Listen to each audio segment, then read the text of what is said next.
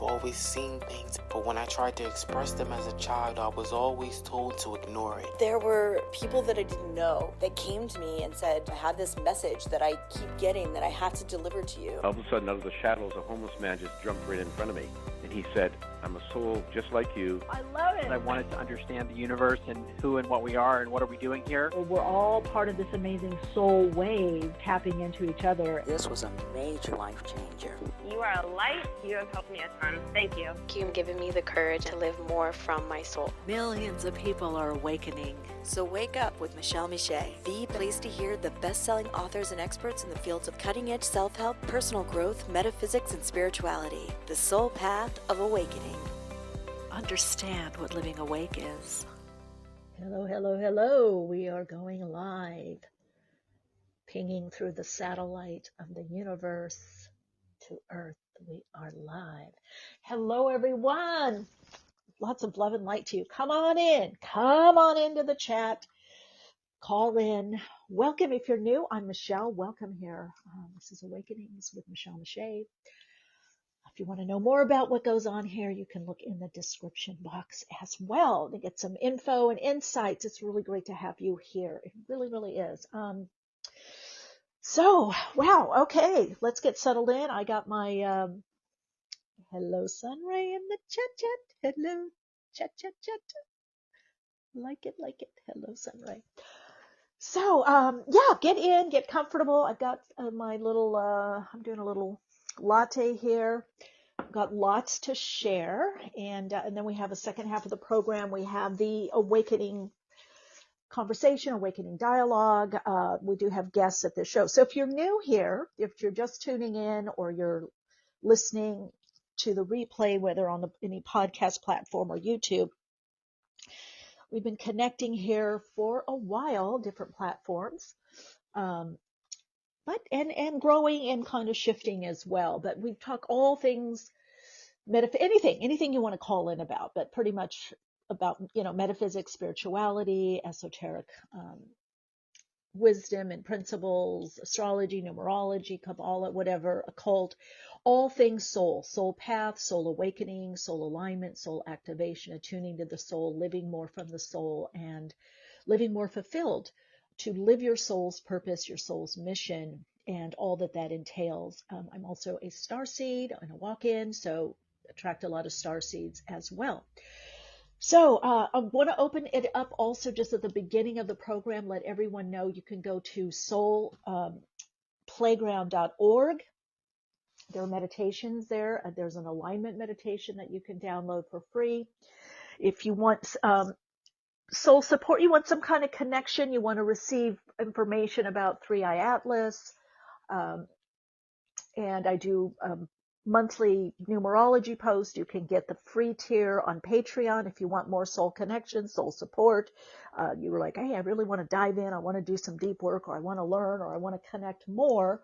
There are other tiers, especially the Soul Path Journeyer tier, which we meet monthly, the Metaphysics and Spiritualism Salon. I also do channeling in that group as well. But anyway, this is why I do this here, this connecting. I love doing it and connecting with everyone. And I feel like you are, well, not just feel, I know and feel that you are part of my soul family, soul tribe. You've seen me grow. I've seen you grow. All right. So let's dive in a little bit. I can tell you, and I'm going to be posting on this. I am just not the same since 3I-Atlas connection. Not the same at all. And that's a good thing. Friends have even noticed, besides before me even saying, what's been happening with me. They're like, something's different. Your face looks different. You look lighter.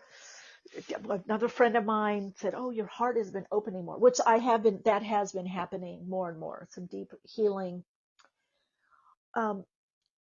Just one of the things I want to connect into, because I did get a transmission this morning. I'm calling them pings with 3I-Atlas. It just like the spiritual hierarchy now and the oversight, that's with me constant. I mean, I just have to shift a little bit in consciousness. I've been not requiring as much food or sleep. I have so much energy. Just before going live with you, I got a little teary. I felt the emotional energy again. And it's like it's joy. It's a form of joy. Yeah, sometimes there's a little sadness or like something about not even melancholy. What do I want to say? Like, it's kind of like connecting into the wonder and awe of life itself. And they're very clear. There are a frequency. So it's really important to know that they're not just like planets. It's not that they're doing anything. They're the quality of energy or manifestation of this frequency. And I find it interesting. And I see some people, maybe you'll call in. I think I see Christy in the chat. For the last year and a half, I have been talking about that a new frequency was coming in this year around July, that the energy was greatly going to change, and we're not going back, and we're going to, and in my various tiers on Patreon, because that's what I love doing. It's just exciting, and coming here too, to connect with everyone, because I get this information. I don't want to just give it to my clients or during workshops. I'm not doing as many, although if you're in the LA area, I will be in Los Angeles around November 14th, and Grace and I are doing actually going to do a 3I-Atlas transmission. It's kind of like IA, but it's not AI, but it's not artificial intelligence, but it is an intelligence as well as a frequency. It's a frequency of intelligence and consciousness, and it really works upon you. But anyway, I'm going to touch on that. I'm going to connect into the frequency. I've done it with a few clients. But we're going to also be doing wakeful dreaming and come together in sacred ceremony. I'm so excited. It's around amazing fire pit. There's big crystals in this courtyard where we're doing it. I'll probably post a picture, or do some kind of reel or something to show where we're doing this. So if you want to fly in, drive in, walk in, bike in, whatever, hike in, join us. It'll be Friday, November 14th at Anima Mundi. And you can go to animamundi.com to find out more information. But they have these huge crystals. I think an Amazonite, rose quartz. I don't know if there's a lapis. There's another malachite. I think there's a huge malachite, which will definitely be anchoring in that energy for change. So the 3I-Atlas is this frequency that's coming. It's all from source or God energy, but different frequencies manifest in different ways, just like our bones are part of our muscles, or our muscles are part of our bones, whatever. And our bones are a different frequency than our muscles, but we need to harmonize it. I did a post I did a TikTok and I did a reel, and I have some other, I've been uploading a lot of, saying content, sharings, offerings, channelings, messages, to Patreon. And from those, I will pull some to, put on TikTok or Instagram, kind of liking those two connections right now. This frequency is specifically here to support us, uplift us, and kind of give us the juice to do what we need to do. And those of you that have known me a long time and you've seen my predictions and visions and manifest, the accuracy, listen, I would not even believe that this had happened except that I experienced it unsolicited. It's definitely anchoring in this energy and the frequency, this quality of energy that is very much about upliftment and inspiration. It connects us to that building energy, the visionary, the being a bridger and a builder. And what I was told and shown, and my guides have talked about this too, and I've shared this with you on this podcast and in other, content platforms, individually and in workshops. What's starting to happen, and maybe some of you are feeling it, call in if you are, or let me know in the chat. We're starting to veer a little in this pivot. We're starting to find those that are really feeling a soul purpose and or soul mission, or soul purpose and then a mission within their purpose. And you can feel it. There are those that are veering towards, I want to create something. I want to make something. I just want to be happy. I want to live better. Having more appreciation, gratitude, they're moving out because this 3I-Atlas is the ping, the frequency is above the extremes of polarity. So on the esoteric level, that you've heard me talk about the harmony through conflict. So that's what we're having on the earth plane. That's all playing out right now. These extremes of polarity and identity, politics, lower level identity, right? And so what I mean by that, it's not to celebrate, the human identities that we construct, whether race, culture, religion, but those are concepts. Those are interesting things to live out, but that's not the soul. That's very limiting to only live out that. And it's also not in alignment with the higher octave of the heart energy and also the Aquarian age, right? It's very isolationist, when we live out of that narrow lens. And so the soul wants to expand beyond that. In other words, yeah, you might be, whatever, XYZ ethnicity or race or culture, or believe in certain things or religion, but we should be able to connect beyond that. We should be able to connect in the oneness of the all that is, the interconnectedness, life itself. So it's very powerful when you're able to do that. It's very heart opening when you can open up that way, beyond biases.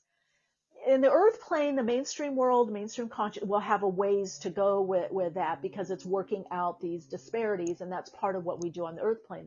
There's a lot of distortion, right? There's a lot of playing out different roles and narratives, but till we get to the harmonizing. So until we have that harmonizing principle activated more, it's activated, but it's not yet more in the mainstream world. And so one of the things that 3I-Atlas was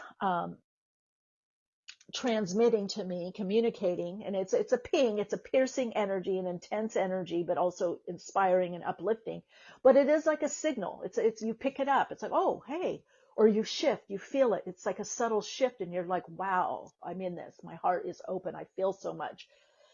Now, if you're living out the extremes of polarity, and I'm going to be honest, marching, protest, instead of creating, and again, different people get different frequencies or different messages for certain things, right? Just like when you go to school, you go to certain classes and you enjoy certain classes. When you go to college or university, you get to choose more class. Oh, I like that. I like law. I'm going into law. I like jewelry making. And so you start meeting people like that. Oh, I like fitness. I want to study, the science of fitness and, physiology. So you go in that direction, you start attracting people that are more in alignment with it. Oh, I want to be a nutritionist. So you start attracting people that are more like that. So in this part of this great gathering, that's also what's happening. We've been pivoting energetically. We're in an energetic pivot, and soon there will be a turning point. Some of you may already be experiencing this where you're going, oh, I'm not doing this anymore, or I'm not watching this as much, or I'm not talking to this person as much, because the resonance isn't as much there. That doesn't mean they have to not be in your life, but you are going to be getting your own ping based on your soul code, your coding, what you've been encoded with.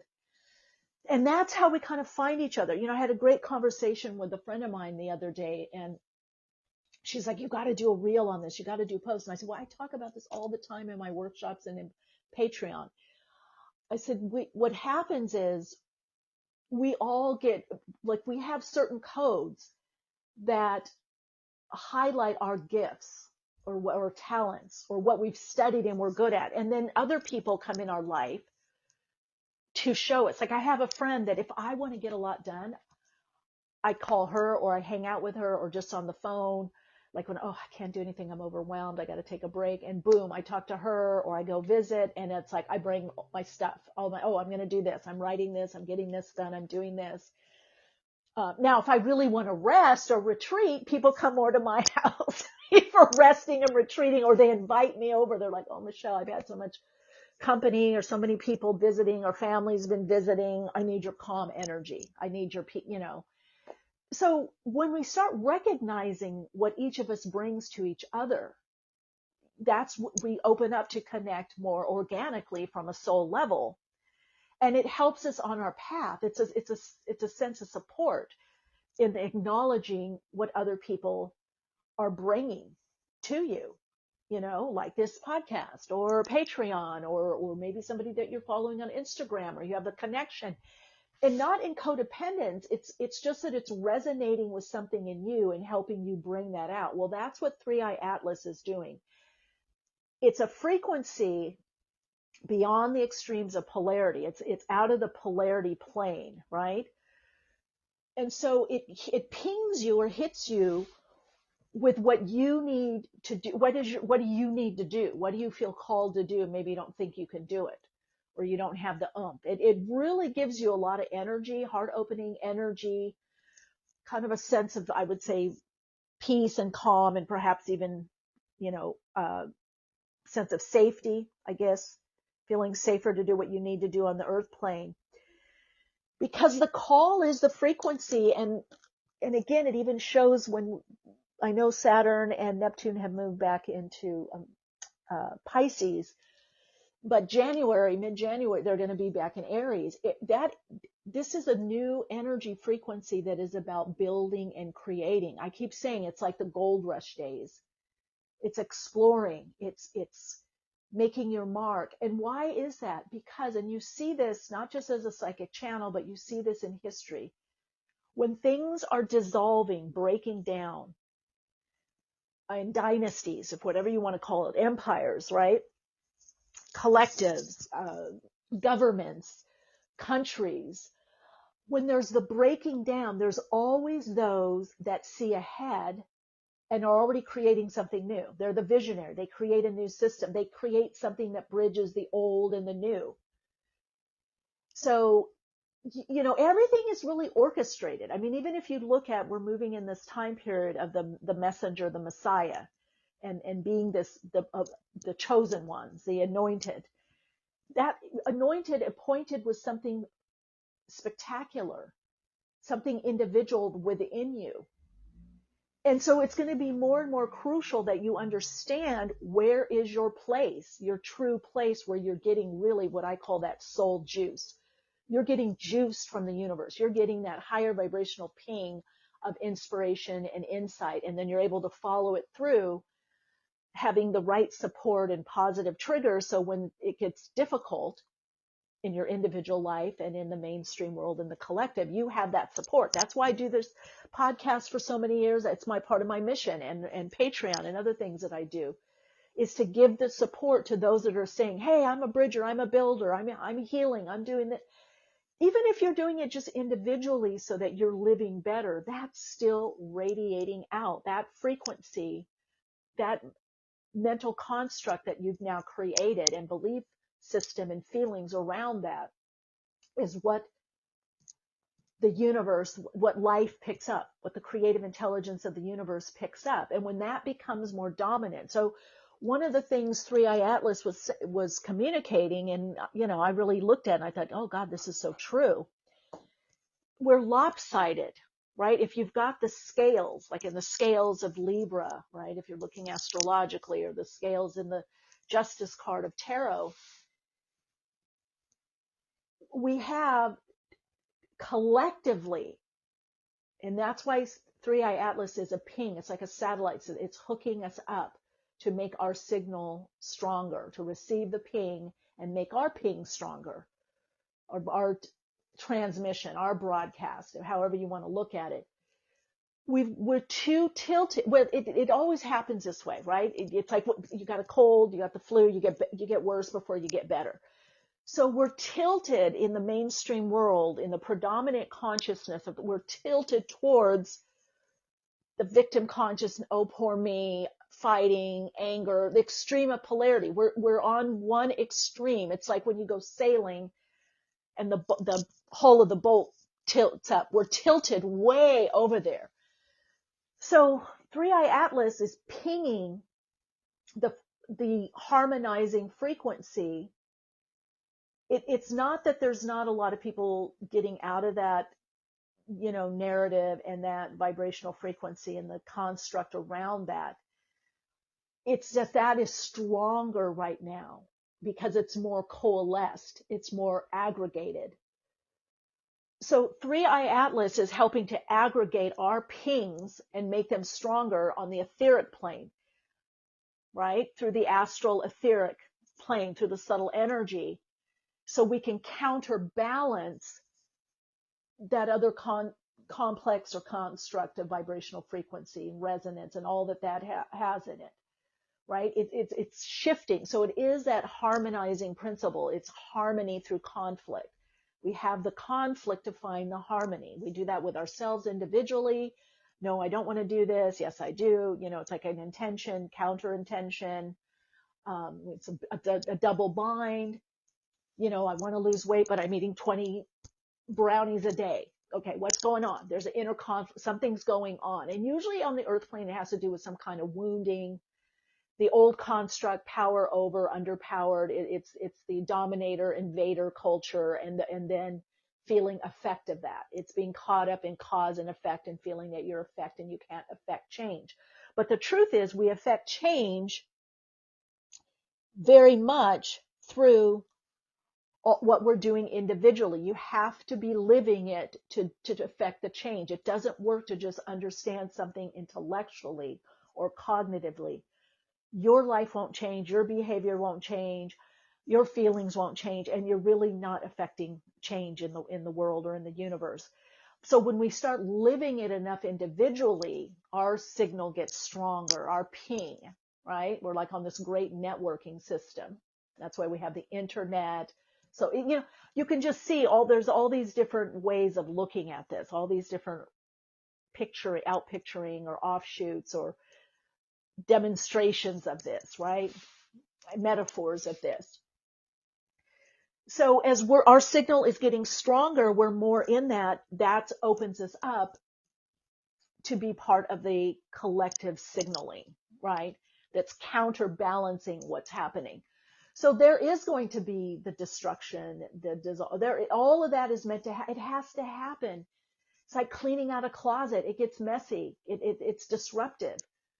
We have to disrupt the old mentally, emotionally, spiritually, on the beliefs, the mental constructs. We're working on mental constructs the next 30 to 50 years. It's creating a new patterning based more on the soul and based more on the unification, the unity consciousness, but with individuating as a soul so that I can connect with you. If I'm looking through wounded filtering, or filtering of, oh, I'm a Catholic, I can't talk to you, you're a Jewish, or you're Muslim, but all this has to play out. I can't talk to you because you eat meat, or you wear white and I only wear black. It's like, that's where we're at right now. And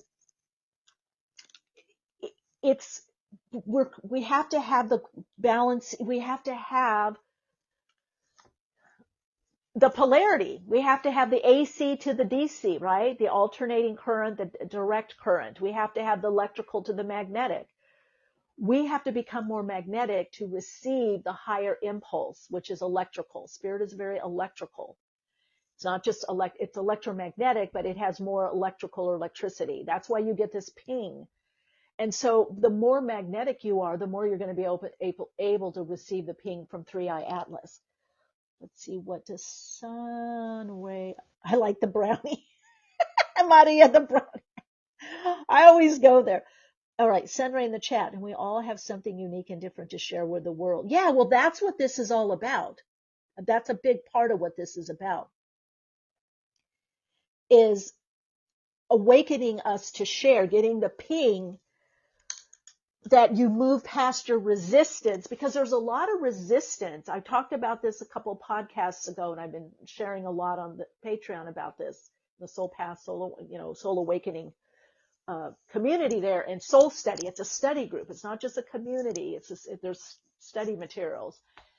We're in the time of oppositional forces within ourselves and within the world. Now, some people could call it devil and evil. I don't look at it that way. I look at it as I'm a therapist. I look at it as wounded, highly wounded.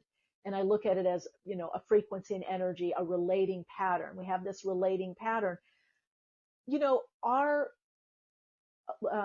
judicial system and also in the UK is set up. It's called an adversarial system. That should tell you everything. We've been based on there's a winner and there's a loser. Well, that is shifting. It's not to say sometimes you don't lose or sometimes an accident or something bad doesn't happen or something you don't like or no, that plays out. But the system being based on, well, there's a winner and there's a loser. It's an adversarial system. You have to fight. You have to oppose. That's really based on this old narrative based on separation and based on, I am not like you. I am not like you. I have nothing like you. Let me find the people that are like me. Some people call it tribal. I call it a lower level tribal. I know psychologically it's based on, the lower brain function, so to some degree the limbic, but that medulla oblongata, the reptilian brain for safety. It's like, oh, people I don't recognize, let me spear them first, or, I'm wary. So, but as we move more into this higher vibrational frequency, this more expanded consciousness and awareness, we're getting these pings. We go where we resonate more. We're able to shift things energetically before they even start happening. And we don't have to rely on a particular narrative or script that's been handed down. If they look like this, they're bad. If they talk like this, they're bad. If they believe like this, they're bad. And that's, yes, okay, at some point in the evolutionary process and the earth game, yeah, that was needed and necessary. That was suited. But as you're more intuitive, you're becoming psychic or more psychic, and you're able to connect in telepathically or just even energetically. You see, especially dogs do this. The dogs that are well balanced, they walk across the street with unbalanced energy. They don't want anything to do with it. They want the harmonizing principle, unless they've been abused, unfortunately. And that's us as well. When we've been abused, we go into the conflict to prove ourselves right. So 3I-Atlas coming in is really helping to heal this. It's really in a way is also an activation through this frequency. And this frequency is very high energy. Now you could look at astrology is also showing this is another lens to look at this, especially when we have Uranus go back in Gemini next, I believe, April. It's in Taurus for a short period, but that activation of that Uranian energy, what we call sometimes the transpersonal planets, they include the personal, but they're beyond the personal. And as we extend and expand, we're the transpersonal planets and influences and energy, affects us more. We're more attuned to that. And with that Saturn and Neptune going into, Aries, it's about a new vision. It's activating. What are you going to do? How are you going to help? How are you going to be of service? How are you going to create? It's about us individuating out as a soul being, and then joining with others. It's very much about grounding and anchoring a new vision. But always what happens is the energy happens. Even psychologically, we make changes energetically, emotionally. We get a sense of something new coming in. And then we go, oh, I think I want to do this, or I think this is healthy, or this is healing. So the behavior, unless you're coming from a behaviorist model, but still you have to shift emotionally. Again, if we just shift consciously, cognitively rather, on the conscious mind level, we intellectualize. I see this a lot with people I work with. They get the concepts intellectually, but they haven't embodied the principles. They haven't emotionally shifted and therefore changed their behavior. And that's a part of the path, whether you want to call it a healing path psychologically, or the soul path, or spiritual path. It is a phase of development and developmental change psychologically, that people get things intellectually, but it takes a while for it to seep in, for us to integrate it. I think last week we had Seth Stewart on. He talked a lot on the podcast or on the live stream, and it's the podcast is available, and then it's also on YouTube as a replay. He talked a lot about integration, and that's the thing, we're having to integrate. So people that are not integrating are not going to be able to be at this frequency level, nor maybe they're not meant to, because it's it's an energy that pierces. It almost reminds me of years and years ago. I don't remember. Remember Larry King? Was it on Larry King's show? It was on some talk show where they spend time. I think it was him. And there was this guy, and I actually did a deep dive on him, and now I don't remember his name, but he was I don't know if they call him neo-Nazi, but something like that. Skinhead, neo-Nazi, but it had a name. I don't remember the name, but you get what I mean. He was in it. His dad was in it. He brought him in it. He was in it like 30 years. And then he had some kind of epiphany, awakening, and was some guy, I don't know, black guy. They had a happening, like a connection, like, I don't know I don't even remember the whole story. He has a book out. You could probably chat GPT or Google or whatever. And now he works with people to get them not to think that way and believe that way. He got some kind of ping. You know what I mean? So sometimes that happens on the earth plane. Is like, it's like the person that was the addict that all of a sudden they're counseling or helping people that are addicts, or they're doing deep healing work. So that kind of ping can happen to help us move more into our gifts. Okay, Maria, call back in. Let's see, how do I get you in? Call in, Maria. You sent your invite. Hi, Maria. Welcome. Hi, Michelle. I love everything you're saying today. Tell me. Isn't it so cool what's happening? I almost It can't is believe it. 1,000%.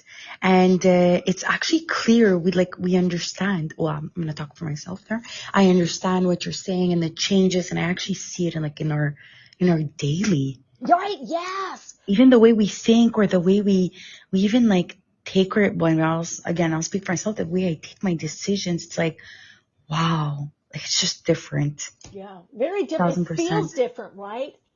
It does. And a lot, how can I put this? And again, it's for me, like a lot of okay, I'm working hard, let's say, and I'm like, you know what? It's going to work out. Somehow it's going to work out. And it does at the end of the day. It does. And it just gives you hope to sometimes take on hard things, and you're like, wow, it really worked out, or it paid out, or you're like, okay, wow, how did I do that? Wow. It's like magically you're propulsed further out. I don't know. It's actually interesting. It is really, I had the other day, I was telling a friend of mine, it's such a consciousness shift that you stay in that consciousness and frequency. And some of you have heard me talk about when I saw a few times in the UK when I was living there, and then also in Chicago when I lived there, where I'd been out of these channeling sessions and doing this deeper healing work, and I saw the energy of the world or the universe. I was walking, one time I was walking down the street, and it just, I don't know, what do you call it? Dematerialized. I was looking at a window and things dematerialized. Another time I was on a bus and then on a subway. And first time it happened, I almost started freaking out. And a friend came on this little shuttle bus, I was going to White Eagle Lodge to do healing work. And I was holding onto the rail, and it was dismantling. And I was looking at it going, oh my God, Michelle, keep it cool. What's happening now? Crazy. Yes. But I agree with you. It's like, I feel my abilities even more heightened.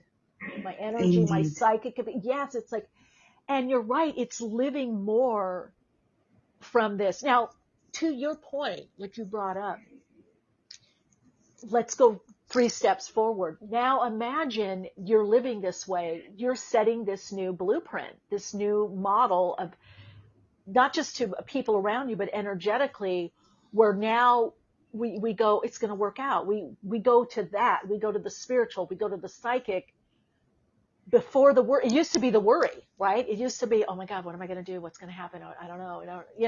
But 1,000%, right? 1,000%. And when, you know what? It actually sneaks up on you, eh? It does. And that's when you stop it and you're like, no, I'm not going through that. I'm like, it's going to work out. Yeah. It just, whether it's hours or days, it works out, but it still sneaks up on us. We're human. Yes. It's normal. So true. 1,000%. Yeah. I had the other day, I thought I was doing some deep work, and I scheduled some workers to come in, and I thought, oh God, I really don't want people coming in today in my place. I got the booties out, because I don't wear shoes in the house, little house slippers. And all of a sudden it passed the time limit, and I saw them walk by, and I thought, oh my God, they're not coming today. And early in the morning, I mean, I was open because I was like, okay, get the booties out. They're going to come through your house, but just that's okay. But I wish they wouldn't, because I'm so inward today and I don't want the disruption energetically. And I thought, okay, there we go. Alignment, attunement. They don't show up. They have to reschedule. Crazy. Right? Crazy. But you see, you're right on that too. It happens more and more often. 1,000%. Anyways, you're right on Yeah. that. I love what you said too, Maria, that it's happening kind of naturally, and I agree with you. It kind of sneaks up on you, like all of a sudden you realize Yeah. you're thinking differently, you're feeling different. It's like, oh God, wow. But at the same time, sometimes, especially on that worrying part, like I said, it just sneaks up on you. And if you're not confident, if you hadn't, like me, I lived a few things this summer, and I know that it actually worked out, and I'm like, everything just works out. I would have probably fell back on the worry part. But now I stop myself. So I'm like, you know what? I'm not going to worry. So I think the more I go forward, the less I'm going to be, it's going to be. So you're saying you catch yourself, or do you say, yes, do you I say catch something? myself. Do you say Yeah. something? Okay. Yeah, I catch myself and I'm like, no, we're not going there. Not going there. I love it. Wow. Yeah. I had a question, Michele, today. Yes, please. So we have a huge event next week.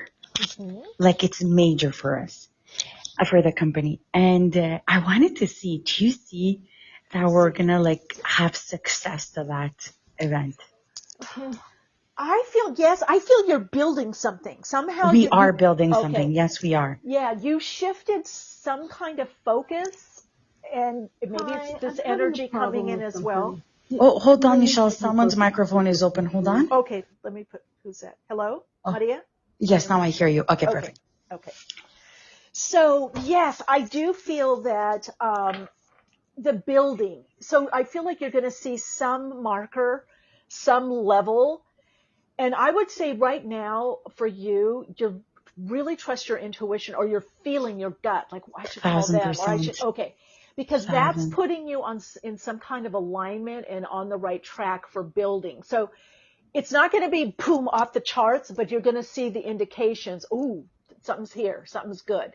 Good. Let's go in this. I'm almost feeling, I like seeing, instead of breadcrumbs, it's like crystals leading you, like aragonite, crystal, citrine, it's like, love it. There's markers that are showing you. And I do see you doing more group stuff and more events. I feel like that you're going to see that there's something to that. There's some, like I call soul juice. There's some juice there that's activating you individually to coming into your power, but also your inner authority of, it's almost like in the tarot, the emperor. It's like the updated emperor. You're kind of, love it. Yeah, you're kind of claiming something now. You're really moving into some leadership position. Like you're starting to take it, own it, embody it now. There you go. That's exactly it. Wow. But it's just that we have an event next week, and it's our first one. That is very big. It's the first one. We did little ones this summer, but they all had a good success. But this one is really big, and everyone is hyping it for us. Like, everyone's so excited to see us there. But I'm like, are we, I just want to sell out, I just want to make a mark. That's it. Yeah. I would say the make a mark is a good intention. I want to just connect. I want to make my mark. Yeah. That's because I feel like it's the beginning. You're going to get enough that it's a yes and to go, but you're still doing some minor adjustments, and you're building. I feel like there's an apex. There's a highlight that's coming that you're building to. Perfect. But it's dovetailing with you stepping into this. I'm doing it. I am this. I am doing it. I'm calling the shots here. So something that you're stepping in, that frequency, as that gains not just momentum, but you kind of embody it and anchor into it, where it becomes more comfortable, perhaps more second nature to you. Exactly. That's when I feel the big level comes. Perfect. I love it. So I'm very happy though that every Wednesday whenever I come on, whenever I can. I'm like, I hear you say things and I'm like, wow, that is so true. Oh my God, we are so going on that way. So it's great. Very happy. Thanks, Michele, for you every Wednesday for giving your good energy. Oh, well, thank you for being here and sharing Yes, with me. thanks, Michele. All So right. have a good afternoon. I'm still staying to listen to the podcast. Okay, good. We have our guest coming on. Judika, Yes. you on air. Thanks, Maria. Big Bye, hug. bye, bye. Yes. Bye. Judika? Hi. Hi, sweetie. Okay, Can you hear me? I sure can. Okay, the last name, Illis? Illis. But I okay. won't correct you, so don't worry about it. Illis. But I like to kind of, Yeah. I got a funny last name, and so I always knew when people, wherever I'm at, when people, I used to do a lot of stuff that I would have to interview for, auditions and things, and I always knew when they said Michele, Michele, me, okay, thank you. So yeah, so I like to get Illis, Judika. Okay, so let me just give a little intro so people can connect in. Probably some people have already checked your website out that are listening. But you are author of Encyclopedia of 5,000 Spells and most recently Magic Spells Oracle Book and Oracle Deck. It's a deck. Oh, it's just a deck. Okay, Magic Spells Oracle. There's a guidebook inside the deck. Perfect. Okay, It's a kit. It's a kit. Okay, but it's called Magic Spells Oracle. Yes. Okay. And then also, which I want to talk to you also about, is certified aromatherapist. I love aromatherapy. I'm always. Me too. Yes, I mean, during the day, during the night, I really use it a lot. So anyway, welcome. Thank you. Really wonderful for you to be here. So let's get a little bit of background on what you want to share. I always like to know, it sounds like you've been on this path for quite a while, but first awakening, next awakenings, pings, whatever. We love to hear backstories of. Sure. Yeah. When are we live now? Yeah, we're live. Oh, hi. Yeah. So people in the chat, yeah, we're live. But what happens is I'll edit the live. It'll go then to the podcast platforms and then replays on YouTube. But basically, yeah, I love live. I love people calling in. I love live too. You do? Oh, good. I'm sorry. I just couldn't tell from the screen. I couldn't tell where I was. Yeah. Sometimes so awakenings. Yeah. I mean, I have been on this path for a very long time. And, people always ask me, how did you become interested in these various topics? And I don't really have an adequate, interesting answer because I have always been interested and I had early access to, I think some of it is timing of my birth because I was around to watch television shows like Bewitched. As they were first, they were first airing, and I was an impressionable child, and I had a family, my mother and my sister, who were interested in mystical topics.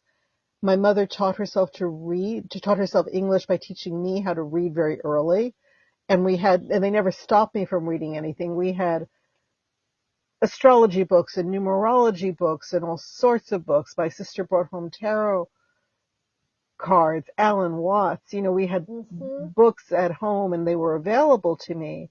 And so that probably put me on my path. But I would say my first awakening, and it is an awakening for many people, I think, is, I love spellcasting. We're days away from Halloween, and I don't have a lot of people will call it aesthetic witchcraft, but I feel that's almost a little condescending, and it's not meant to be. There's something very, very beautiful about just being outside and under the full moon and dancing around a tree. Nature spirits. Yeah. And having that attunement with just the energies around us and the spirits and all these wonderful things. The beauty of it. Yeah, I know.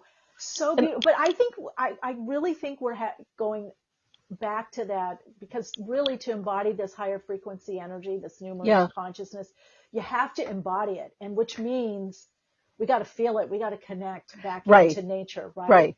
Yeah. And I think that there's not enough conversation about the beauty of witchcraft and spellcasting and all these magical arts. Yeah. It's beautiful and empowering. And how about, you're talking about the spell crafting, but you're doing that with even aromatherapy, with with foods. You can do it with anything. Yes. Anything that exists can be used in a spell. There are people who cast spells with telephone emojis. Mm-hmm, if it exists, you can cast a spell with it. Yeah. And really, in a way, you're organizing energy for a particular purpose, right? Right. So if I want a romantic dinner or an aphrodisiac, or I want a healing, or like there's certain foods I'll eat, or certain supplements that I'll take, or like turmeric or something like. Me too. Right, you too. My like friend. Right? I know. Well, no, you're speaking my language, because even as I live on child. turmeric. Yeah. I watched what Bewitched, or what was it? Yeah. What was the other one? I just saw on a podcast today. They were talking about early morning, and they put it Jetsons, and I was like, I love the Jetsons. I was like, I was there. I remember those days. Right. I love the Jetsons. Yeah. So, I remember I was quite precocious I went a Catholic school, parochial school, which was good for studying. I was like a year ahead. Eighth grade. What did I do? I saw on some talk show, I do a book report. I had to do on Christine Jorgensen. Oh, wow. Does that say, Judika, does that tell you where That's great. And I got an A+. And I was like, and I didn't even realize until recently, really, years later, like how kind of like odd or advanced that was. I just radical. I saw it on some talk. She was on a talk show. He had been a key. And I thought, God, that's a fascinating story. And it's interesting. Absolutely. I went to the library and got her biography, and that's what my book report's on. This was, I liked this. And clearly you had a good teacher who appreciated that. Yeah, right. Can you believe it? Yeah, they because teachers can also shoot down a student's enthusiasm and leave you feeling inadequate. Yeah, that was an excellent teacher. Yeah, I didn't even think about that, but that's so, and to give me an A+, I mean. Yeah. That's great. Yeah. Miss Ishman. So maybe, I think she was gay. So I probably was speaking to her on some level, by the way. Finally. She was like, this kid has no idea. She hit a heartstring on me. Finally. I've been waiting for the student. Yeah, right, exactly. Yeah, and I'm oblivious to it all. Oh my God. What a great conversation.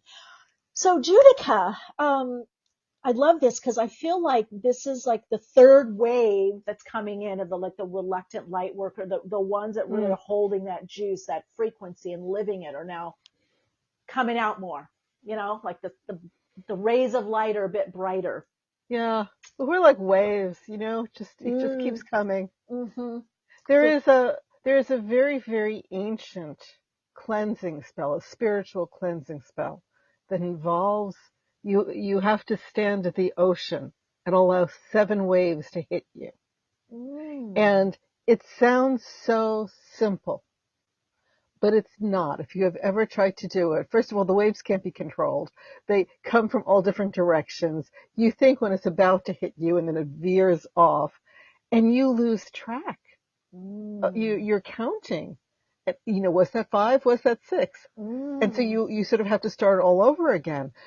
But it is that endless wave going back, I think, through time. Mm-hmm. Gosh, as you're saying that, I'm also getting this visual of going back in time and like collecting us and bringing us forward in time. This wave, this vibrational wave, like it's now your come up, come forward, come up. It's like this gather. I've thought of this gathering, the great gathering time we're in, as connection. But when you're talking about that wave, I think it's also gathering us up, literally. Mother Earth, Gaia, the universe, gathering us and bringing us together. perhaps it's happening energetically, also. I think so. Yeah. What are some good, let's talk a little bit about spell casting, magic spells, to dispel the spells, um, to kind of give people, because I do feel right now ritual can be so helpful right now for people. Even the aromatherapy is like, what would you call it? Bringing the magic in your life or opening up to it or the sacredness. I don't know how you would describe it, but I feel like that. Yeah, all of the above, I think. Mm-hmm. I think, people don't really necessarily understand what spells are. Mm-hmm. Because they can be ritual, but there's a little something extra in there. Mm-hmm. The spells there's a consciousness to them.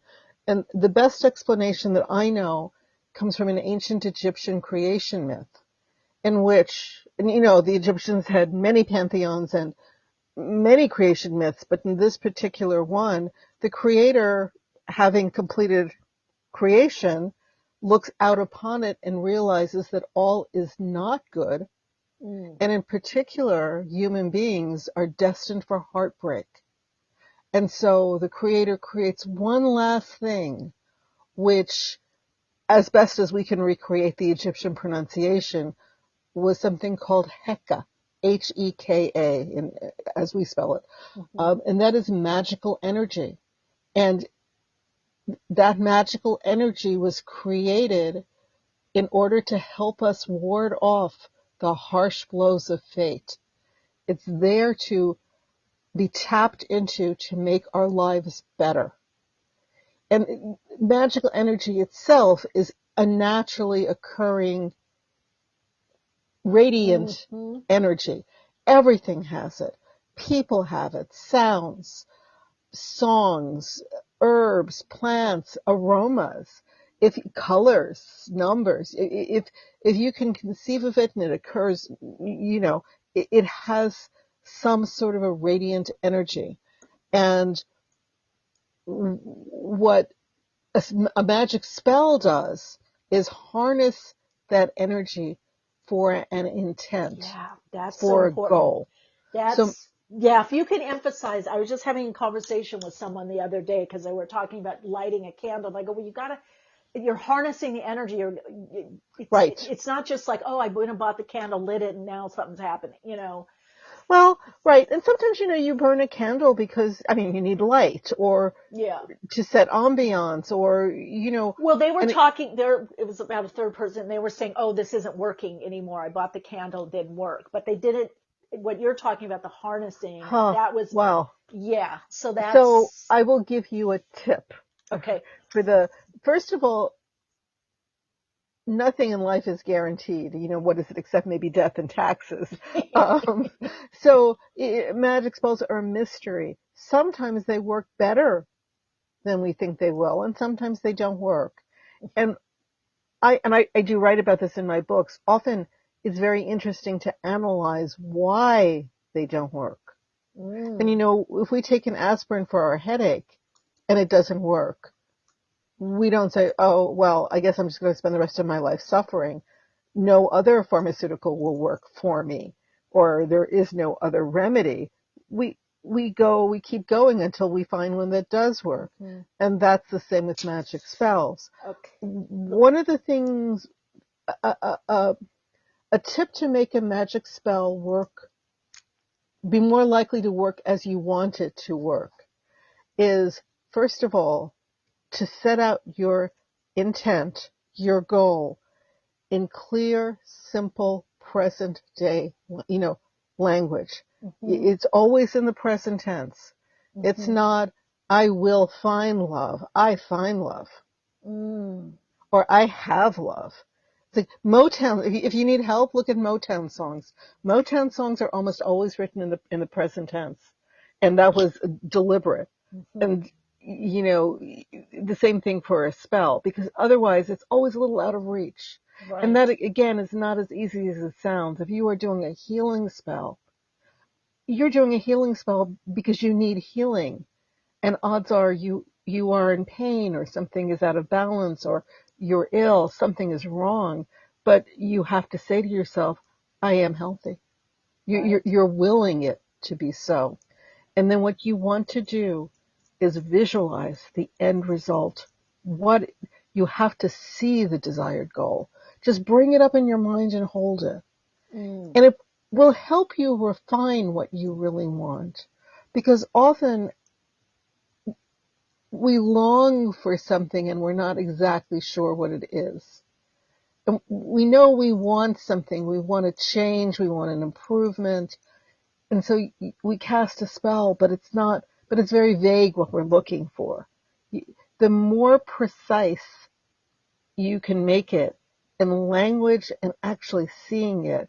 Now, you don't have to, love spells. You might just want to bring love into your life. You don't have to, conjure up a person, but you should see yourself happy, feeling loved, surrounded by love, looking forward to seeing the right person without really, because sometimes the universe does know best what's good for us. Yeah, if we can, because you touched on something that's very important, and I see this as, it's also the potential, what we can actualize, and not everyone does, or maybe is meant to. I've seen this as a healer and as a hypnotherapist. People say, well, why did this work for so-and-so? Or why did this happen? And to me, that ties in with the spells. There's something more. What should people know about that? Because that does come up. Some people get totally healed in something. Something's gone, an illness, a disease, they get whatever they want. And then someone else is not, that's doing perhaps, quote unquote, the same process or spell. Or... I don't know that there is only one reason for that. Yeah. Spells they're there to improve your life. There are angry people do angry things. They cast angry spells and they do other angry things. But that's not about the spell. That's about the person, the caster. But the actual energy, I think, is meant to be used as a blessing, as an improvement. If you cast spells from love and respect, I always think, in my experience, you will be fine, and things will be fine. But sometimes maybe this is past lives. Right. Maybe this is whatever karma you have brought in, or lessons you have had to learn. Life is not always easy. Yeah.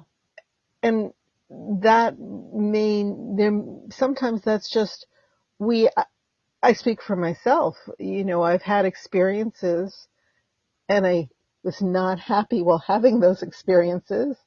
And if I could go back and not have those experiences, I don't know what decision I would make, but those experiences have made me who I am.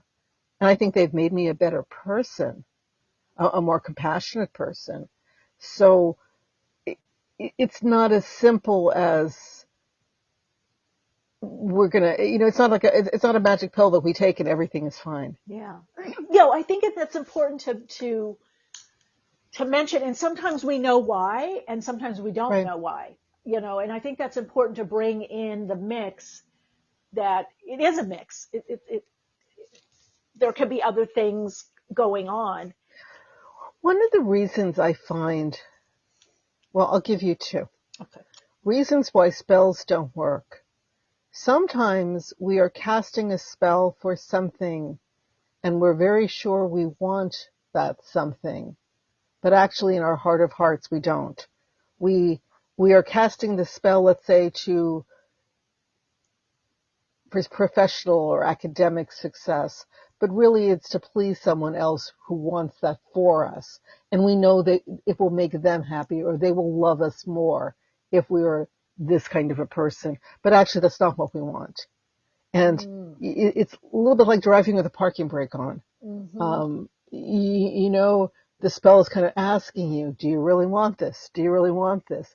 In my experience, if you're persistent and you keep casting spells and you really work at it, it is very likely that the spell will eventually work. But the biggest danger of a spell is that you will get what you want. So be sure it's what you want. Is it what you really want? Then the other thing is often we ask for things, but we don't know everything. I mean, this is a little bit of a dramatic example, but I always, I have family members who love to watch true crime, and I find myself watching along with them. And there's always, some I love it. Serial killer, whose wife is like just shocked, like, this is not the person I married. I didn't know this person was doing this. Yeah. And so, sometimes we get ourselves in trouble. We are absolutely sure we want this house, this person, this whatever, but we don't know that they're, that's a little bit maybe our guardian angels coming in saying, think about it. Yeah. Sometimes when a spell doesn't work, that might actually be the universe doing us a favor. Yeah, that's so true. I've definitely experienced that before, where something that I wanted, when I look back, I'm like, oh, now I either see why I didn't do that or go in that direction. Yeah, definitely. Yeah, or it's like I didn't have full information. And that, to me, is where our higher self comes in, or higher conscious. That's always connected and aligned. Sometimes it knows, it's guiding us in a different direction or a better direction. Right. Because things come years later, things are revealed that had we known, we might have made different choices. Oh, that's so true. That's so true. Sometimes we're lining up for something that we don't see on the ego level, even in our meditation or something. Now, what would you say to people? How can people kind of tap into that and like kind of check in? Like, if let's say something, they're working on something and it's not manifesting or shifting through the spell casting. The short-term goals of spells are to achieve something. And I mean, my big success, I had a house that almost went into foreclosure and it was too much for me. And with the combination of a spell and spiritual assistance, I give credit to the Orisha Oshun. That's a powerful one. Right. And I did not, it didn't happen that I was saved. But the long term, the big picture of spell casting, it's an inner alchemy. It's finding out what is your magical power. What do you really want? And it will teach you to listen better. You will hear what people say to you. You will see things more sharply, and I think you will have better comprehension of yourselves. I mean, most spells, there are emergency spells. Oh my God, I have to do this right now. But in general, there is that a little bit of a slow ritual aspect. You think you want something and you start to, the spell starts from the moment you think you might need one. And everything then, I write spell books, and when you look at a spell, it looks like a recipe. But that's not actually the start. The start is as you're gathering the materials, as you're deciding when, where, should, all those questions. And it is very much a learning process. And it's something that is maybe a lifelong learning process. It becomes refined the more we do it, and it's thoughtful. And it is also exciting and fun and beautiful, but also that what do you want in this life, and how will I manifest it? What do I really want versus what the people around me think I should have or want?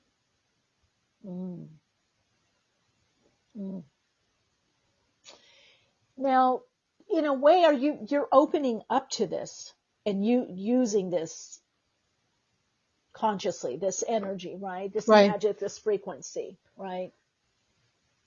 Well, people cast spells all the time, not consciously. A birthday cake, when you make a wish, I mean, that's essentially a spell, but, everybody sort of does it.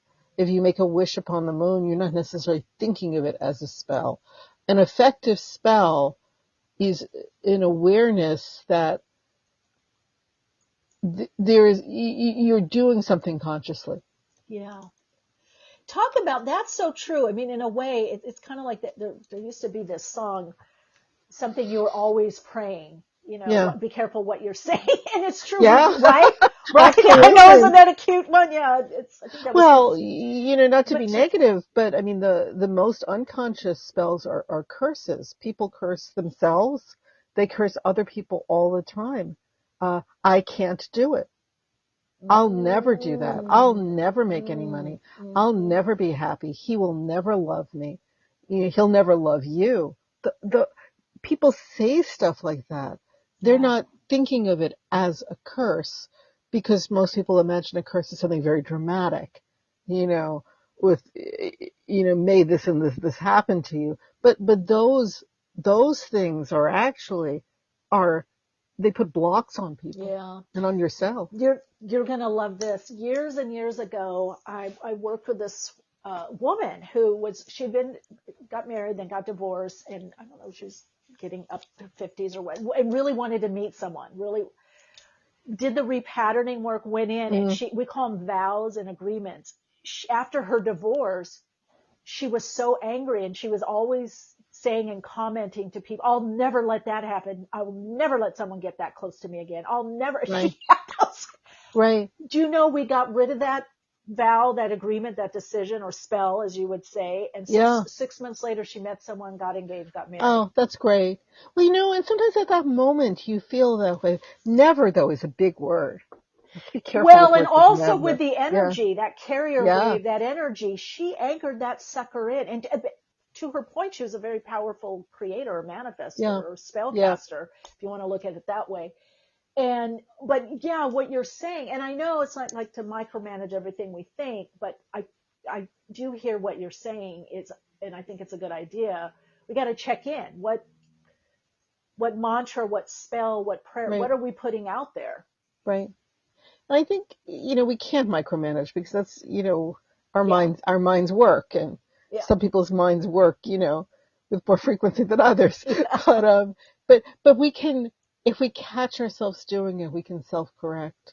And even when you are casting a spell, I always caution people to use language that you understand. And if you catch yourself saying something that's not quite right, just say, oh, that's not what I meant. Let me say it again. And you keep doing it until you get it right. That's what I mean about you start to really hear a language. And how do you mean that? Like because you're trying to express a desire or a goal. And sometimes words aren't quite adequate. And so we have to, I say this as an author, anything done well looks effortless. Like, you look at skaters in the Olympics and you don't see the hours and hours and hours of training. You just see the beauty of the skating. When it's, you pick up a book, it looks like somebody just sat down and wrote it, but there's probably a lot of rewriting in there and crossing out and, refining the language. And as you're casting a spell, let's say you are hoping, you're casting a spell for safety of someone you love. And when you say at first, like, it's okay, but it's not quite what you want. And so you have to think of words, you have to think of how you're phrasing it. You may realize that some of the words are ambiguous or have double meanings. That's not what you meant. It will, you develop a very healthy respect for words and their meanings. And maybe they're multiple meanings. And you start to hear what other people are saying to you. Because even people who love you, and I think sincerely want the best for you, may be using limiting language. Oh, that's too difficult for you. Yes. Let someone else do it. It might be said with love, and you might feel that love, but it also encourages feelings of inadequacy. Mm-hmm. And would you say in that case to either correct or redefine or give another way or another languaging to yourself or that person to intervene? Yeah, I mean, it all depends on the circumstances. I mean, if it's, sometimes you can't say something directly to someone because it will hurt them, but at least to be aware of it and hear it and tell yourself, well, I can do this. I understand that this is meant with love, but it's not going to limit me. Often it's other people don't like change. They love you as you are and they don't want you to change. Yeah. But maybe you want to grow or you want to move or you have a passion that you didn't have before and it's challenging other people. So it's a bit of a dance to not hurt other people, but also to remain true to yourself and not get stuck. Mm-hmm. That's a good point. One of the things I have found over the years working with people, sometimes people will come to me and they'll say, oh, I have a fear of failure, fear of success. I have really not found that when I dig around and do the repatterning or hypnotherapy. It's usually a fear of not having, like to your point, what you just said, Judika, the love. Yeah. They're afraid in that next level, that next expression of themselves, that next goal, the people aren't going to come with them. Right. Or there's not going to be, who's going to love me then? I have right. Too much of something, or I've changed too much. And so they do hold themselves back because, who is somebody going to be there? Is this person or people or are they going to, am I still going to fit in? Am I still going to get along? Are they going to get along with me? And then sometimes it's a matter of a conscious choice. What is the most important thing? Because maybe the most important thing is that love, or to be, and maybe it's not. Or maybe they can have both. Maybe they can have both, and they have to figure out how to navigate. And that is actually a good goal for a spell. How do I accomplish this and still have these people love me? And then you visualize yourself, maybe with your diploma in hand or in your new apartment or your whatever it is, and the people around you happy for you and loving you and proud of you. I like that. See that you can have both. You can have, it can work out. Yeah. Yeah. It's having that bigger vision and trying to maybe reassure the people around you that even though you might be growing, transforming, whatever it is, that it doesn't mean you're not you and that you will still love them. Yeah, that's not changing. Right.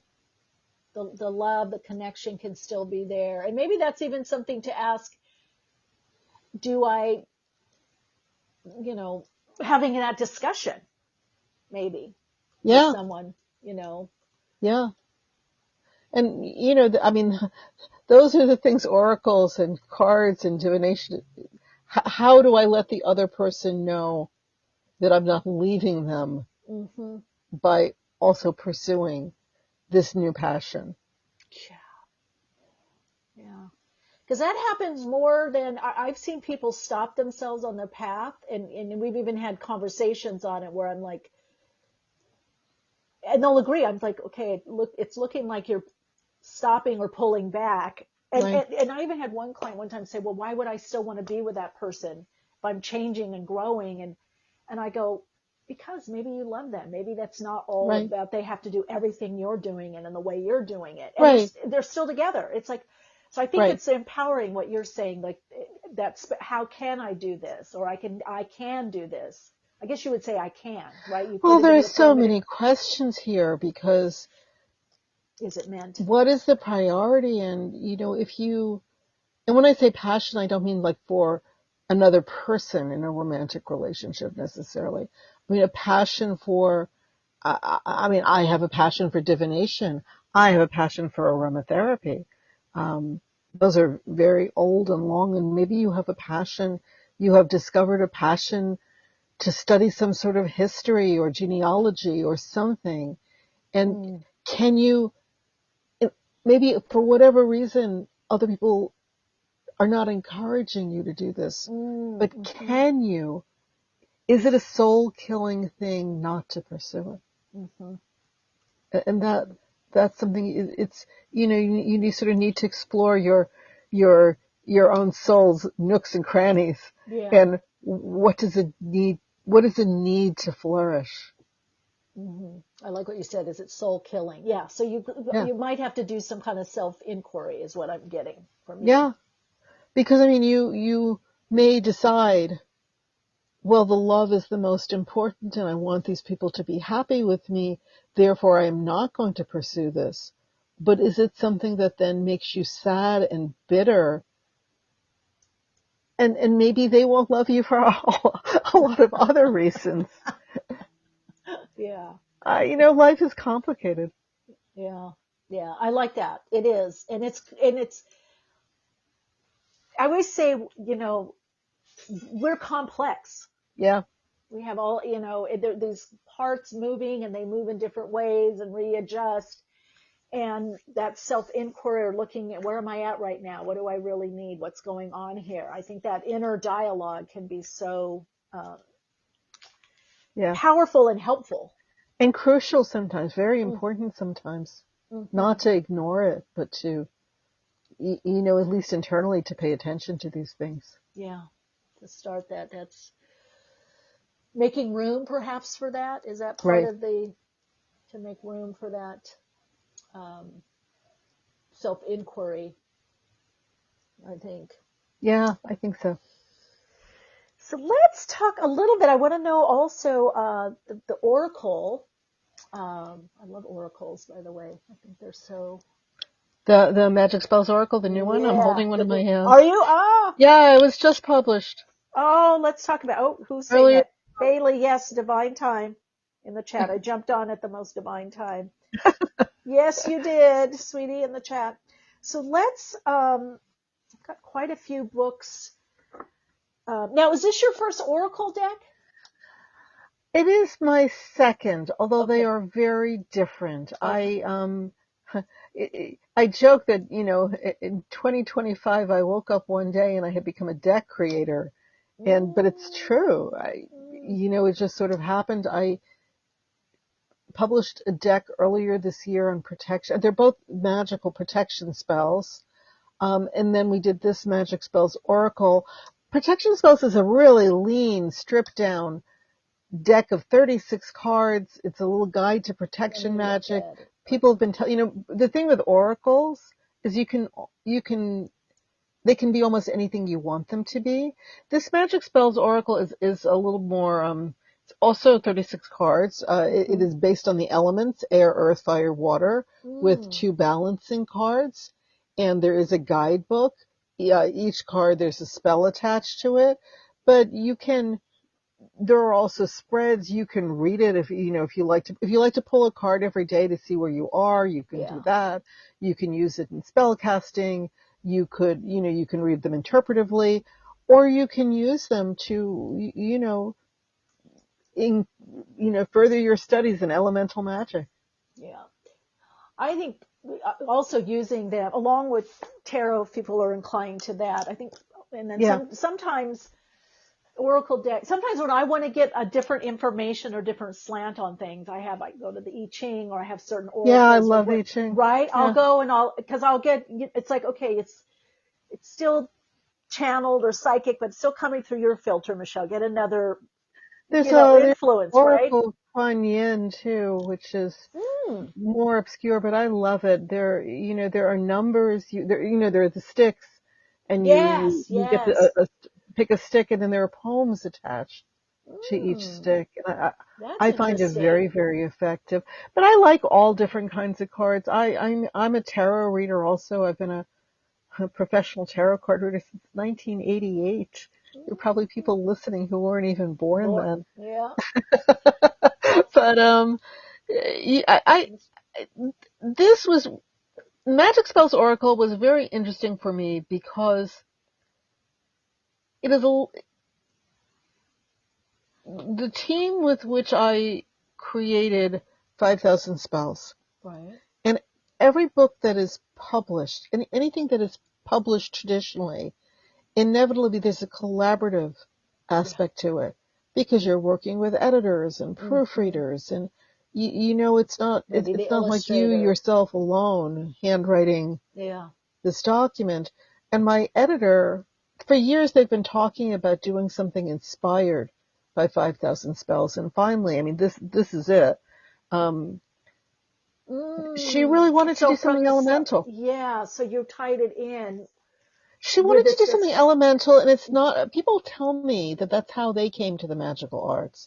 I've had these really interesting conversations with people who are, very happy with this deck because that's how they came to the magical arts. It's not how I came to the magical arts. So it has really made me think and see in different ways, and I hope that the deck does that for other people too, to really think about, the fire energy versus the earth energy or the water energy, and how do you keep them balanced? Yeah.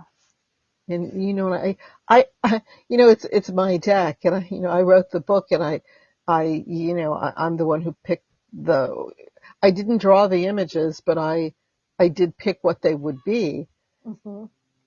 And I know my work is good when I use it, whether it's a deck or a book. No, I got you. I read my own books. I use my own processes and CDs. I'm like, I know this works with people. I'm like, that's how I know. I know that I have accomplished a certain goal when I find myself like using my own books for research, using, pulling my own cards. It's been. That's just a very interesting journey. Yeah. Now, when you said this is not how you came to the magic arts, how would you define how you came, or what was your connection and journey to it? I came through a very esoteric aspect. I mean, I did not decide one day I'm gonna learn about magic. And I think a lot of people hit a certain age, were fascinated, found a book. But I grew up in a family where there were books, and a lot, as I was saying, numerology and astrology. It was sort of a lot of folk magic. My mother was interested in folk magic, and she grew up in a village in what is now Slovakia, and she was the youngest child, and she was privy to youngest girl. She had one younger brother, but she was privy to a lot of conversations. People talk over small children as if they were puppies. Yeah. Adults will have, I had a similar experience. People will have very adult conversations in the presence of small children, in the assumption that they're not listening or can't be interesting or they don't understand. And we do understand in our own way. And so it was something that fascinated her. Some of the spells in 5,000 Spells, and 5,000 Spells does have 5,000 spells more. A couple of those are hers. She taught me. Things she remembered being taught from other people in her childhood. And so I came to that. I mean, you cannot avoid the elements. And I'm very aware that, in the West, we use the classical Western elements are four: the earth, air, fire, water, and that is what you see reflected in the deck. But other places in the world have different elemental systems.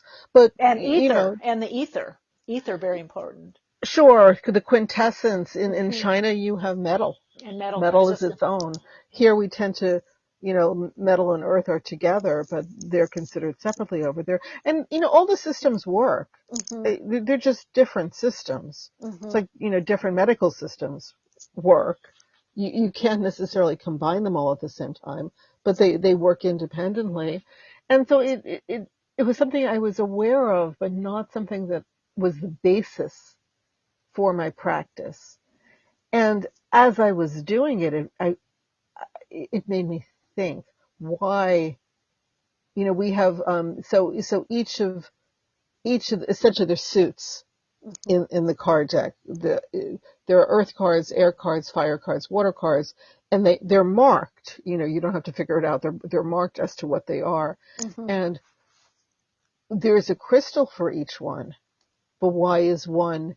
And I mean, it's based on metaphysical reasons. It's all grounded in something real. But why is this crystal the air crystal? Why is this crystal the earth crystal? Birds are often, birds fly, so they're often associated with air. But a firebird, which, a phoenix, those are considered fire. Crystal balls are associated with water. Mermaids are also water, although they can come out into the land. So, I mean, you have to really start to think, but why? Why is this being or this thing in this element? And I found it very profound. It's like a deepening, another layer, level. Yeah. And, an awakening of a sort to see something in a different way. Yeah. And I think my editor really conceived of the balancing. She wanted cards that would balance, which she did not know this about me, but I have an unbalanced astrological chart. Oh, you do? Why? Do you have? Because I have no, so, a basic astrological chart, a natal chart, you're working with 10 planets in the understanding that the sun, the moon, and the Pluto are still considered planets within astrology. Yeah, I'm an astrologer, so I know, yeah. Right. And they are, divided into the 4 elements, and I don't have any air planets. That's interesting, and you're such a communicator. Yes, but you can look at it as overcompensation, and if you could see me, I've got blue crystals. I am wearing. Oh, now what about your rising? The ascendant? That is my balancing card. I have Aquarius rising. That's what I was going to say. It probably came through in the ascendant. At 0 degrees. Oh, wow. Right? Yes. I mean, it is really, that is if you are looking at my chart as a spread.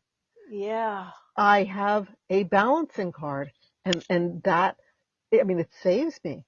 Yeah. And 0 degrees if I had been born 15 minutes earlier. Or less. Yeah, that's right. You would have been, Cappy. Whole different world. Capricorn rising, whole different world. Right. Wow. Yeah, no, I mean, it's pretty incredible. So it was very, very profound for me to, to consider this. And it really made me think and to sort of look around our lives and our individual ourselves. Like I really encourage people to cast natal charts for themselves, even if you don't really understand astrology, even if you're never going to cast anybody else's chart, you should know your own chart. Yeah, because it's so helpful. It's the guide to your soul. Mm-hmm. How are you wired? Who are you? Yeah. It makes sense. And one thing I love about astrology is depending on the question or the focus, you can read and reread and get something new. I mean, right. It's just amazing how many. It's like layers upon layers. It's like this amazing. And as you get older and have more experiences, you see things. Mm-hmm. You see new things. You see things with greater depth. So. Yeah. Get your charts done. Yeah, even now, just even a basic, and you can do online just to especially during these times, because so much is being activated right now. And I agree with you that the chart can answer so much, especially with timing, or why am I drawn to something? Why am I making these changes right now?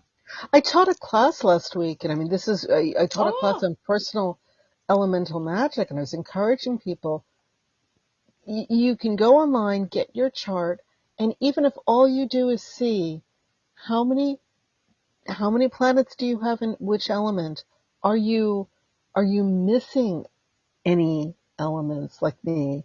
Are you, do you have 6 planets in a fire sign? Just to know and just to understand the interplay of the different elements, even as they appear in your chart. I think it's so beneficial and so helpful.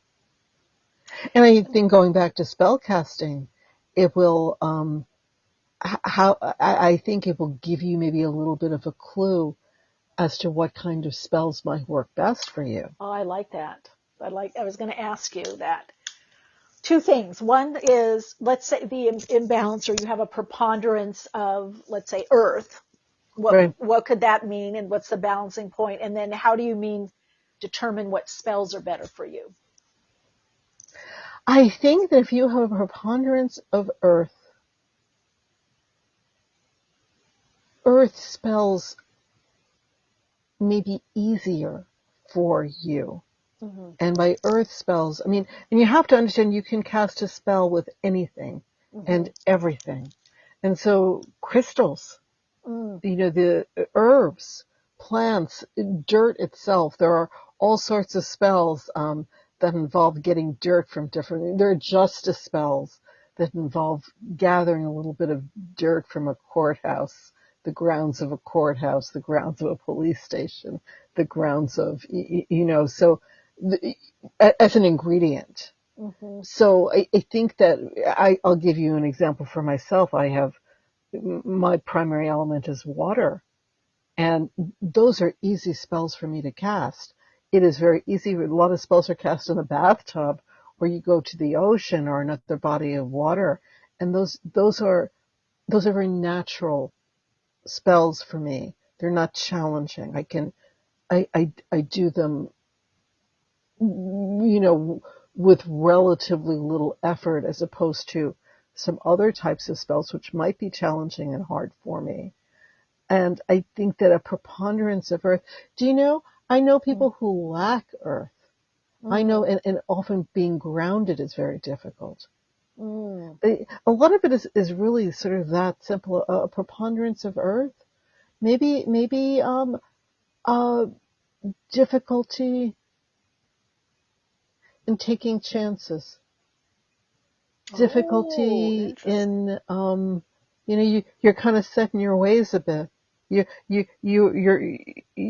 It might be, I might encourage somebody with too much, with a preponderance of earth, to maybe periodically do something like an unblocking spell. And these are all in my book, 5,000 Spells. And unblocking spells, a block is sometimes, it might not be a curse, it might not be anything negative, but sometimes we just get stuck. Mm-hmm. And I compare it to like dust. Like you can dust, there's always that piece of furniture that no matter how much you dust it, there's more dust tomorrow, a lot more. There's, that piano, you just can't keep it free of dust. Mm. And so you have to remove it. Now a blocking spell will remove that kind of spiritual dust and allow you to move forward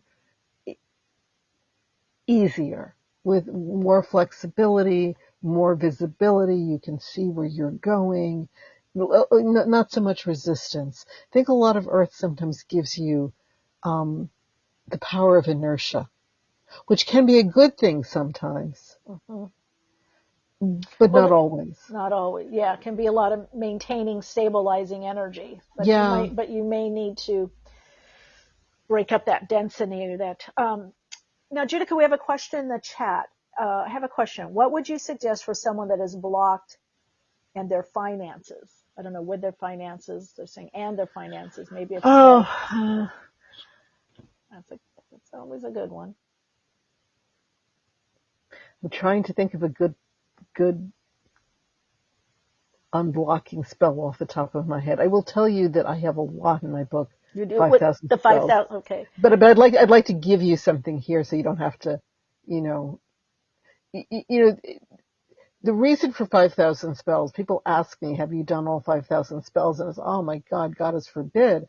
Because, there are spells to ward off smallpox. There are spells for everything. You don't ever want to do all those spells. Right. But or you might not need them, right? hopefully. You might know, you know of them, but you may not need. Yeah. Right. That is a lot of drama for one lifetime to need all of the spells. But we're all different, and we don't all need the same kind of a spell. Mm-hmm. And so if you are looking, I recommend looking through spells until you find something that resonates with you, and you say, oh, I could do that. Mm-hmm. The same way I said that watery spells come very naturally for me. Look for something you go, oh yeah, that sounds right for me. And on a very simple unblocking spell,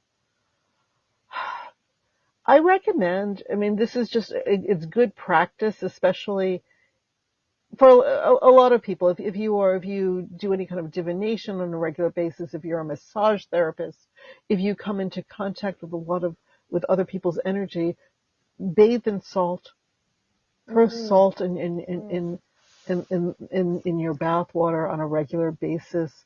You can, increase it for finances. You have to analyze, why are you blocked? That's what I was just going to ask you. Why are you blocked? Is it a natural blocking? Because there are three kinds of negative possibilities. There are blocks, there's the evil eye, and there's being hexed. And they're not the same. A block isn't necessarily anything negative. A block is just something that happens. And you just have to sort of remove it. There is a type of an oil that you'll find in a botanica. I've got the recipe in my book. It's called Abre Camino, a road opener. And you can get road opener candles in a lot of botanicas. And, those are things that will remove a block. Because it's like your road is blocked. The road of your life, your path is blocked. The evil eye may be cast deliberately or not, but it is a force of envy that sort of shoots out of people and has a withering effect. It's like an anti-fertility. And I don't mean fertility in terms of pregnancy. Fertility in terms of being creative and being able to produce more money, produce more happiness, it could be fertility in terms of pregnancy, but it doesn't have to be. It could be fertility in terms of creativity, writing poems or creating music or whatever, or just the beauty of a lifetime.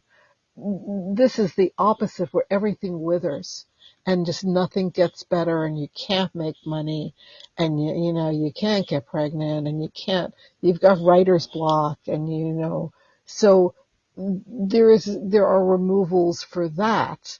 And so you have to kind of get specific as to how it's, she's saying, great recommendation. Thank you. I'll start with the salt. Yeah, I think you have to kind of look at where it's coming from, right? I would say salt, and throw some bay leaves in the tub. Bay leaves like you get in the supermarket, dry bay leaves. Bay leaves have traditionally been used for prophecy. I was going to say, probably so the salt for cleansing. Does that bring in abundance? The salt for cleansing, and the bay leaf maybe will produce illumination, so you understand what is wrong. What is the prevention? What is stopping you from achieving what it is that you want? And sometimes it's internal. Sometimes we have mixed feelings about achieving something, and it's just a matter of sometimes we need to see it, and once we can see it, we can fix it. It's interesting what she asked, because she called in earlier, and I was psychically getting more clarity on something and attuning, and you're giving her the cleansing with the salt, but getting clarity, getting insight as to what it is. Yeah, or bay leaves. You have to be careful with bay leaves because some of them are pointy. Yeah. So you can cut off the pointy bit. You can also put them inside a dream pillow or under your pillow, if you want to dream like an insightful dream, just don't keep them cut off the pointy bits so you don't stick yourself in the eye or anything. Because this is all supposed to make your life better. Right. Like, right. I for a long time, candle magic was very difficult for me because I was worried I was going to burn the house down. And but it's supposed to make your life better. It's not supposed to give you added stress. The point of the spell is you're already stressed about something else. The spell itself should be stressful. So sometimes people will tell you, going back to our earlier conversation, this worked for me, you should try it. But just because it worked for someone else, it might not work for you. Yeah. People have different circumstances and different fears and different desires. So it's not a one size fits all. No. And that's why, again, what you said earlier, you have to kind of go within, right? Basil, I see somebody in the comments recommending basil. Basil is that is actually very perfect because you know what is good for money spells? Basil. Oh, I love any basil. Sort of a green that this is a traditional use. To put leaves of fresh basil in your bath because leafy greens. You could do it with cabbage leaves too, but basil smells a lot nicer. Leafy greens are associated with money. Well, there we go. One more. Judika, I love this. I hope you'll come back and share. I've loved this conversation. I would love to. This has been so much fun. Thank you, Michele. Been fun. So let people know where they can reach you. And yeah, because next time I'm dive into a little more also this aromatherapy. I'd love to. Yeah. No one talks to me about aromatherapy. I would love to. I love it. I think, in the combination, I'm sure you can use the aromatherapy also with the spell casting, I would imagine. Yes, essential oils, you can use them instead of or together with fresh herbs, dried herbs. Oh, that's right, because they're all oil. Yeah, essential oils with the herbs. Okay, so we've got magic spells, the Oracle book, and then the 5,000 spells as well. That's just the book, but the Oracle deck has a guidebook. Yes, the Oracle deck has a guidebook. And that's it'll tell you everything. Okay. And where can people connect with you more? What's your website? I do have a website, and it needs to be upgraded and it needs some repairs. The best places. Instagram. I have a Facebook author page. Okay. And you're on Instagram. I'm on Instagram. I may be the last person on Twitter, but I'm still there. Oh, I'm sort of there, but I have friends. I have friends who are interesting, and I follow them. So Yeah. It's a bit of an intensity, that one, but yeah. I'm trying to. I've been posting my witches of the night on Facebook every night this month. Oh, I think for October. Neat. I think we're about to head into November, so I have a book on saints of many different traditions and spiritual traditions, and I think I'm going to have saints of the night for November. And I don't know what I'm going to do for December. That's a neat idea. So now is that, okay, so Instagram, you're Judika Illes, Judika Illes, right? Yes. Okay. Yes. And same thing on X, or Twitter, X? Yeah. Okay, very cool. I like that. You're going to be posting that. Let's see, another person in the chat. Loved your conversation, you two. I was cooking, so had to wash my hands before typing. But again, thanks for the joy, ladies. Oh, and you were cooking. Okay, there we go. That's great. Yeah, I love it. I love to hear how people are listening to the podcast, doing other things, which is great. Yeah, but that's a great thing to do. Yeah, cooking. You're doing your alchemical. And cooking is so magical. Yeah. Here we go. There's a little. And for the block, for the financial, let me just before we go, because this is quick. As you're cooking, especially if you're cooking for yourself, whisper. You could take it as a spell. You can take it as an affirmation. I am financially successful. I make lots of money. And mix it in. Even if it's not true. It's what reality should be. Yeah. Just say it, whisper it over the food, and then eat it. That's supposed to be powerful, right? Ingesting, you're taking consuming it in. the words. You're consuming your intent. Okay, Maria's saying, and Judika, super fun. Thank you, Michele and Judika, super fun. Yeah, Thank you. I think so too. Let's have fun.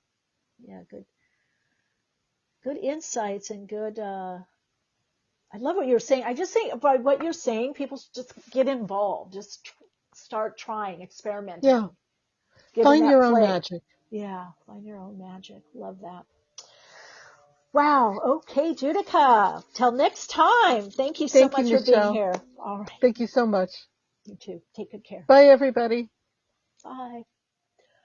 All right, Soul Lights. Beautiful to connect with all of you for another awakening dialogue, awakening conversation. So please keep connected. Share this, share the replay, share the podcast. The podcast will be ready. Maybe I'll have time to edit it and get it up today. But yeah, I'd love if you'd share the podcast, invite your friends, family, those you feel that are resonant.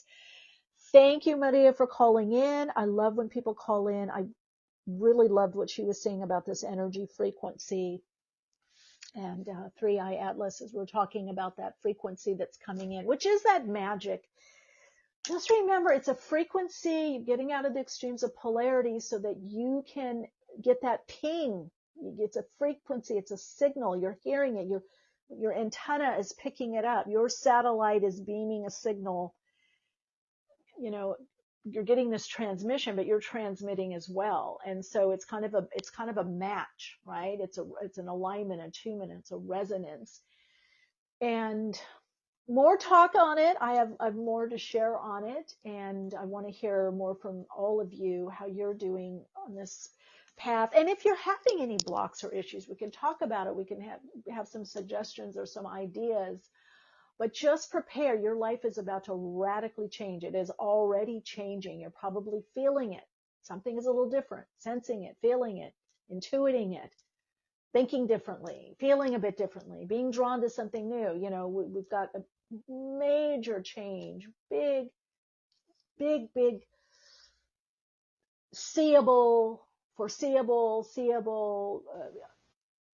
changes materially, physically next year. So just think, we're pivoting. It's like we're on a big ocean liner, right, or a big yacht, and you're talking and doing your thing, and you know whatever you're doing, and then you don't feel the pivot. You don't see it. It's like we're going from one island, right? We're island hopping in our master yacht or whatever, super yacht. Okay, and then all of a sudden we go, oh, we're going over here. We're going to Capri now. Oh, we're going over here. Or we're going to Crete. We're going to Greece. Oh, I didn't realize that. We're turning. You won't realize the turning unless you're connecting into the subtle energy. You'll feel it. You'll sense it. You'll see it by what you're now drawn to, what you're more focused on, how you're thinking. That's the frequency shift. It's a wave. It's a wavelength. Like Judika was talking about the waves, you know. But the turning point is going to be more overt or more real. Some of you may be already getting hints of that, or seeing, oh, I'm actually turning in this direction. I see land over there. I see a different area. I see a different direction. Oh, I see a different focus. Oh, different mindset. So some of you may be getting that, but again, we're pivoting. There's this pivot that's happening. So invite you all to connect in all the ways through the socials, especially Instagram, TikTok, YouTube. What else is there? Patreon. Join the fun. Subscribe, join, share, connect, call in.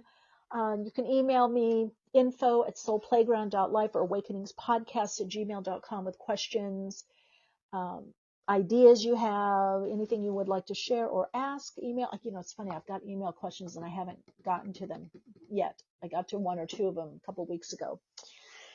But anyway, I love you all. I really appreciate connecting with all of you, and it's such a joy to hear from you. I'm getting woke and staying woke. Awakenings broadcast every Wednesday, 12 p.m. Pacific Time. Archive shows available on iTunes. For continued awakened conversations and insights, join the Awakenings group on Facebook. And check out Michele's blog at soulplayground.com. And keep awake.